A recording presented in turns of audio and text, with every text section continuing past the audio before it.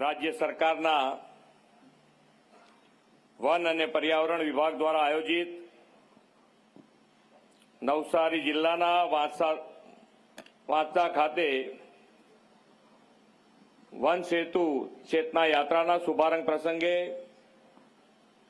अपनी सौनी साथे मंच पर उपस्थित नवसारीना लोकप्रिय सांसद અને भारतीय जनता पार्टी प्रदेशना यशस्वी अध्यक्ष श्री CR पाटीलजी, मारा साथी मंत्री श्री मुड़ुभाई बेरा, डॉक्टर कुबेरभाई डिंडोर, श्री मुकेशभाई पटेल, श्री कुंवरजीभाई हड़पति,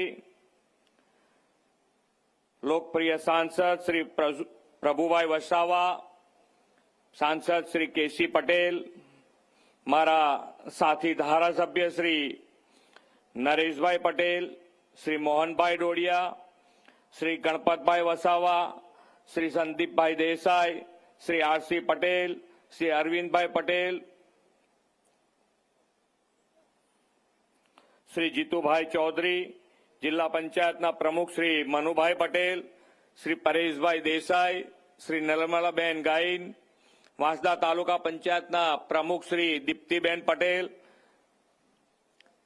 नवसारी जिल्लाना अध्यक्ष श्री भूराभाई शाह, वलसाड जिल्लाना प्रमुख श्री हेमंतभाई कंसारा, सूरत जिल्लाना प्रमुख श्री किशोरभाई गावित, डांग जिल्लाना प्रमुख श्री किशोरभाई गावित, प्रदेश मंत्री श्री शीतलबेन सोनी, आदिजाति मोर्चाना प्रदेशना महामंत्री श्री पीयूषभाई पटेल, कलेक्टर श्री, DDO श्री, सचिव श्री, चूंटायेला जनप्रतिनिधि, संगठनना पदाधिकारी, विशाल संख्यामां उपस्थित सौ नागरिक भाईओ बहनों, प्रेस मीडियाना मित्रों, सौने मारा नमस्कार।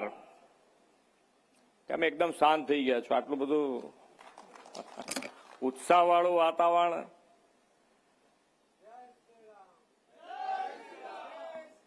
દીકરીઓ બધી અહીંયા આગળ બેઠી છે, કેમ શાંત છે? કઈ જોઈએ છે? કઈ પ્રશ્ન છે?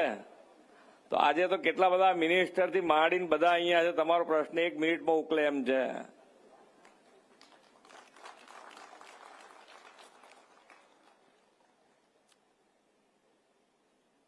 આજે ઉનાઈ માતાના દર્શન કરીને આજની આ ચેતના યાત્રાનો આપણે પ્રારંભ કરી રહ્યા છીએ।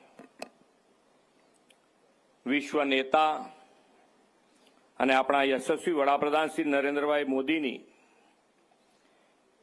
પ્રતિબદ્ધતા, શ્રદ્ધા અને દ્રઢ નિર્ધારના પરિણામે આપણને સૌને ખબર છે એમ અયોધ્યામાં ભવ્ય રામ મંદિર 22મી તારીખે રામલલ્લા બિરાજમાન થવાના છે।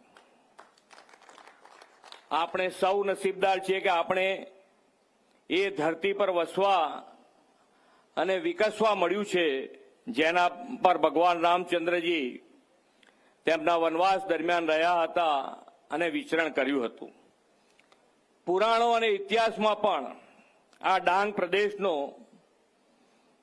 દંડાકરણ્ય તરીકે ઉલ્લેખ થયેલો છે। રામચંદ્રજી સીતા માતા અને લક્ષ્મણજી સાથે આ દંડાકરણ્ય વિચરણ કરીને આગળ વધ્યા અને એ ઉલ્લેખ આપણા ઇતિહાસમાં છે। દંડાકરણ્ય ડાંગ બહુધા આદિજાતિ વનવાસીઓની વસ્તી ધરાવતો પ્રદેશ છે।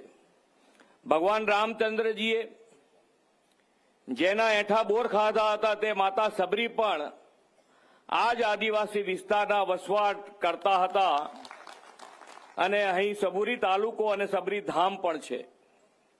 આદરણીય વડાપ્રધાનશ્રી હમણાં થોડા દિવસ પહેલા જ કહ્યું હતું કે માતા સબરીના ઉલ્લેખ વિના રામચંદ્રજીનો ઇતિહાસ અને રામાયણ અધૂરો છે। માતા સબરી અને આદિવાસીઓના રામાયણ કાળના યોગદાનનું પુણ્ય સ્મરણ કરવાની આજે મને અહીંયા આવીને આ જિલ્લામાં આ ભૂમિ ઉપર મને તક મળી છે। હું મારી જાતને એનું ગૌરવ માનું છું, સૌભાગ્ય માનું છું। આદરણીય વડાપ્રધાનશ્રીએ વનવાસીઓના પ્રાચીન ઐતિહાસિક મહત્વને રામલલ્લાના પ્રાણ પ્રતિષ્ઠા અવસરે સમયાનુકૂળ રૂપે ઉજાગર કર્યું છે। આપણે તેમના જ પદચિહ્ન પર ચાલતા વન સેતુ ચેતના યાત્રાથી ઉમરગામથી અંબાજી સુધીના સમગ્ર આદિવાસી બેલ્ટને વિકાસની ધારામાં વધુ મજબૂતાઈથી જોડવા માટે કરી રહ્યા છે. વડાપ્રધાન શ્રી નરેન્દ્રભાઈ મોદી જ્યારે ગુજરાતના મુખ્યમંત્રી હતા ત્યારે વનવાસીઓને વિકાસના મુખ્ય પ્રવાહમાં લાવવાની નેમ સાથે વનબંધુ કલ્યાણ યોજના શરૂ કરાવી હતી. આ વનબંધુ કલ્યાણ યોજનાની સફળતાએ તેમને વડાપ્રધાન તરીકે રાષ્ટ્રવ્યાપી ફલક પણ આપ્યું છે. આઝાદીના દશકો સુધી થાગડ થીગડ વિકાસ થયેલા આદિવાસીના સર્વાંગી વિકાસની શરૂઆત જો કોઈએ કરી હોય તો એ આદરણીય નરેન્દ્રભાઈએ કરી છે.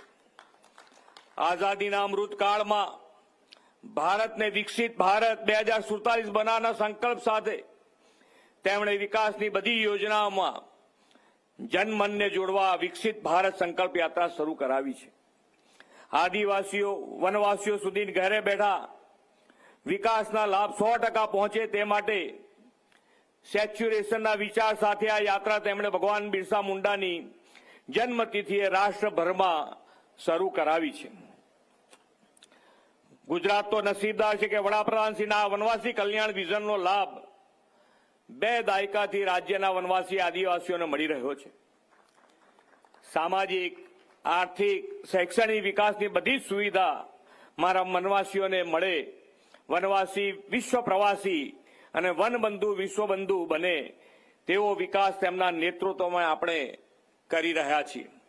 આ વન સેતુ ચેતના યાત્રા વિકાસની આવી સતત વહેતી ધારાને વનજન સુધી પહોંચાડવાનું સક્ષમ માધ્યમ બનશે એવો મને વિશ્વાસ છે.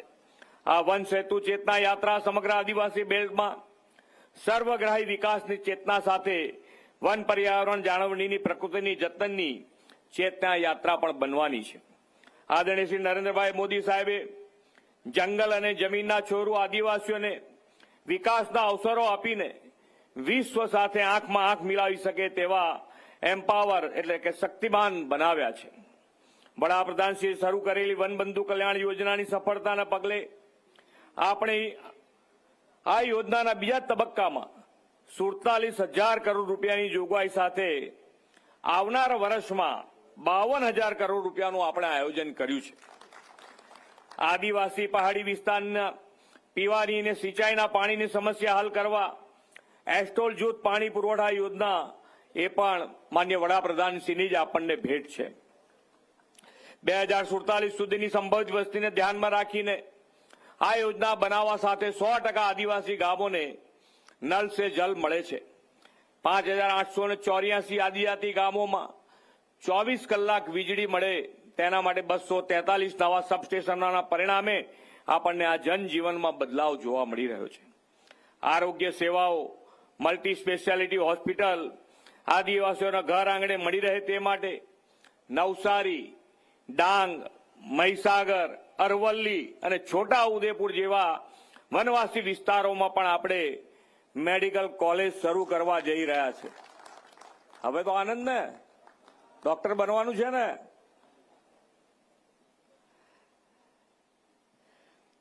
આદિજાતિ બાળકો મેડિકલ એન્જિનિયરિંગ કે અન્ય ઉચ્ચ અભ્યાસ કરી શકે તે માટે પોસ્ટ મેટ્રિક શિષ્યવૃત્તિ યોજનામાં 17,61,000 બાળકોને આ છેલ્લા 9 વર્ષમાં 2,613 કરોડ રૂપિયાની ફાળવણી વડાપ્રધાનશ્રીએ કરી છે.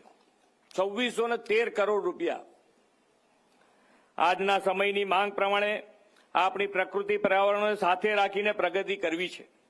ઉમરગામથી અંબાજી હરિત પટ્ટામાં આદિવાસી સમાજનો વનો સાથે ખૂબ જ નજીકનો સંબંધ છે અને વનોના આવરણમાં વૃદ્ધિ માટે સતત પ્રયત્નશીલ રહે છે. આ વન વિસ્તારમાં 3,500 જેટલી સહભાગી વન વ્યવસ્થા મંડળીઓ એ દિશામાં અગત્યનો ભાગ ભજવી રહી છે. તેમને પણ હું ખૂબ અભિનંદન પાઠવું છું. આદરણીય વડાપ્રધાન શ્રી નરેન્દ્રભાઈ રામચંદ્રજીની ભક્તિમાં લીન છે, એટલા જ શક્તિમાં અંબાના ઉપાસક છે. યોગાનુયોગ આપણે આ વન સેતુ ચેતના યાત્રા પણ આદ્ય શક્તિધામ અંબાજીમાં પૂર્ણ થવાની છે. આ વન સેતુ ચેતના યાત્રાનું સમાપન ભગવાન રામચંદ્રજીની અયોધ્યામાં પ્રાણ પ્રતિષ્ઠાના દિવસે થવાનું છે. વડાપ્રધાનશ્રીએ ભગવાન રામના અયોધ્યા મંદિરમાં પ્રાણ પ્રતિષ્ઠા ઉત્સવને દીવડા પ્રગટાવીને દિવાળીની જેમ ઉજવવાનું આપણને આહવાન કર્યું છે.